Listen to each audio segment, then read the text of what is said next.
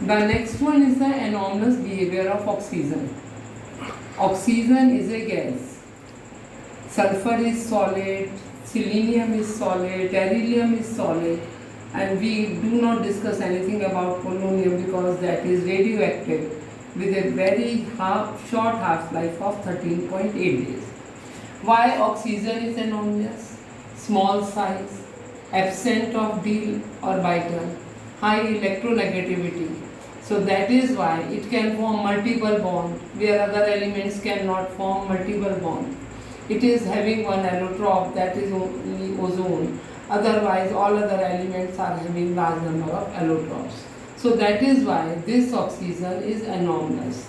Now all these elements react with oxygen to form oxides of EO2, EO3 type, SO2, SO3, SCO2, SCO3.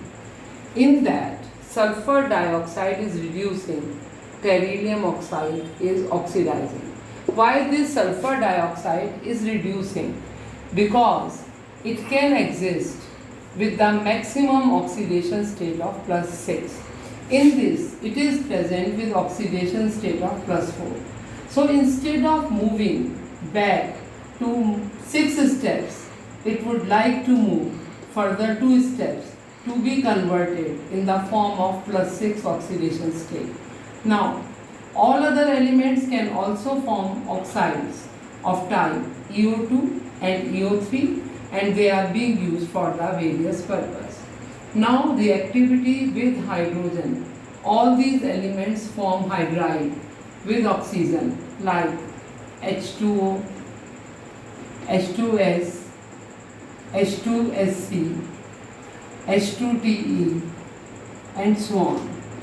Water is exceptionally stable. It is oxidizing in nature. All other are reducing in nature. Water is having exceptional hydrogen bonding. It is oxidizing in nature. All other are reducing in nature. As we move down the group, their acidic strength increases. You know, the good acid is that which can give hydrogen easily. So, as we move down the group, the bond dissociation enthalpy decreases and it becomes easier to donate hydrogen ion. So that is why as we move down the group, due to decrease in the bond dissociation enthalpy, the acidic strength increases. The most important part of this is the reactivity towards halogens. These forms halogens of the halides of the type EX2, EX4, and then that of a EX6. The order of stability is F negative, Cl negative, Br negative, I negative. All the hexafluorides are gaseous in nature. They are having octahedral structure. Let me take an example of SF6. It is F, F, F, F, F, F. These fluorine even does not allow this sulfur to react with water. They form steric hindrance with even water. It is exceptionally protected, so that is why it is used in gaseous insulators. Now, if we see halides of the EX4 type, SF4 is gas, SCF4 is liquid, TEF4 is solid. They are having sp3 dehybridization. They are having trigonal bipyramidal structure and seesaw geometry, where one of the lone pair is present at the equatorial position.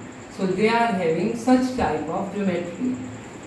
They can form dihalides. They can form monohalides. These dihalides are dimeric in structure with that of a sp3 hybridization.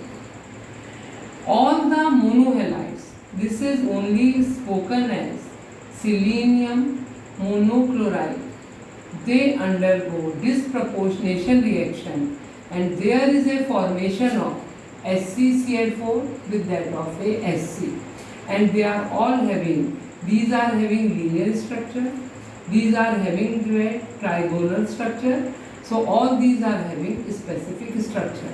Now about the compounds of this group, you go through the notes, study them and learn them. Now oxo acids also you can learn. Sulfuric acid preparation is not in syllabus, but you have to learn the properties. So now I will tell you about group 17 elements.